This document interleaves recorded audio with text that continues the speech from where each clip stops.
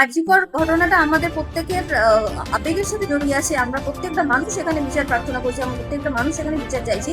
কিন্তু বারংবার এই বিচার প্রসেসের মধ্যে এত কমপ্লিকেশনস আসছে, যেখানে সাধারণ মানুষকে কোথাও একটা আস্থা বারবার হারিয়ে ফেলছে। ৩ জন অফিসারকে সাসপেন্ড করা হয়েছে, আমি সেটাকে অ্যাপ্রিসিয়েট করছি। যদি গাফিলতি থেকে থাকে তারা তাদের ডিউটিতে তারা অবশ্যই সাসপেন্ড করা হয়েছে। কিন্তু সাসপেনশনের থ্রুতে আমরা কি আউটকাম পাবো, সাসপেনশনের থ্রুতে আউটকামটা কি আসবে সেটা এখন দেখার বিষয়। কারণ এই যে সরকার, যেই সরকারের উপর রিলাই করে আমরা আজকে নারী সুরক্ষার কথা বলছি, এই সরকারের সময় আমরা দিল্লিতে যদি দেখি, গত সপ্তাহে দিল্লিতে একটা বাসে একটা গণধর্ষণের ঘটনা ঘটেছে। সেই দিল্লি, যে দিল্লিতে কয়েক বছর আগে নির্ভয়া রেপ কেস ঘটেছিল, এবং যে নির্ভয়া রেপ কেসের উপর বেস করে আমাদের ভারতবর্ষের পুরো লিগাল সিস্টেমটাকে চেঞ্জ করা হয়েছিল, নতুন ফাস্ট ট্র্যাক কোর্ট তৈরি করা হয়েছিল, এবং বিভিন্ন রকমের সেই আইন তৈরি করা হয়েছে যেখানে যাতে এই রকমের ঘটনা না ঘটে।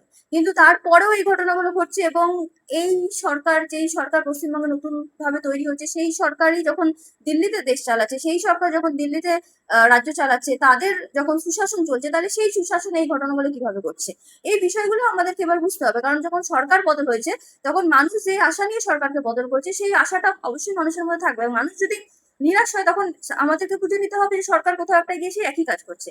কারণ দিল্লিতেও যখন এই সরকার দীর্ঘদিন ধরে শাসনে আছে, তারপরেও দিল্লিতে এই ঘটনা ঘটছে, বাসের গ্যাংরেপ হচ্ছে একটা মেয়ের।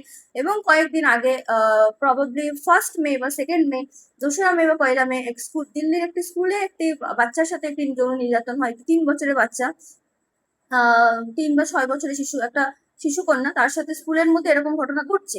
এবং সেই ঘটনা ঘটার পরে যখন তাকে, যে অভিযুক্ত ব্যক্তি, তাকে গ্রেফতার করা হচ্ছে, তারপরে সেই ব্যক্তি আবার জামিন পেয়ে যাচ্ছে। তাহলে এখানেও আবার সেম একই জিনিস, ইনভেস্টিগেশনের ফল কোথাও একটা উঠে আসছে, কেন এরকম ব্যক্তিরা জামিন পাচ্ছে। এবং যারা সেখানে, যে স্টেট মেশিনারি যারা আছে দিল্লিতে, অবভিয়াসলি বিজেপি স্টেট মেশিনারি, এবং সেই স্টেট মেশিনারি আন্ডারে পুলিশরা কেন এরকম ইনভেস্টিগেশন করছে, যেখানে এই রকমের একটা হেনিয়াস ক্রাইম বা এরকম একটা সিরিয়াস ক্রাইমে অ্যাকিউজরা বের হয়ে যাচ্ছে। তাহলে আমাদেরকে শুধু পশ্চিমবঙ্গে, আমরা আমরা অবশ্যই অভয়ার বিচার চাই, আমরা অবশ্যই অভয়ার বিচারের জন্য আমরা চেষ্টা করব। আমরা সাধারণ মানুষের, আমাদের সাধারণ মানুষের কামনাই থাকবে যে অভয়া যত তাড়াতাড়ি সম্ভব তত তাড়াতাড়ি বিচার পাক, সাধারণ মানুষের সামনে আসল সত্যিটা আসুক, ঠিক কি ঘটেছিল, কারা কারা ঘটিয়েছিল, কাদের জন্য ঘটেছিল, এবং এখনো পর্যন্ত ডিলেড জাস্টিস কাদের জন্য, সেই পুরোটা সামনে আসুক। কিন্তু তার পাশাপাশি একটা অভয়া শুধু না, আমাদের সারা দেশে যতগুলো অভয়া আছে, প্রত্যেকটা অভয়ার বিচারের জন্য আমাদের কথা বলতে হবে।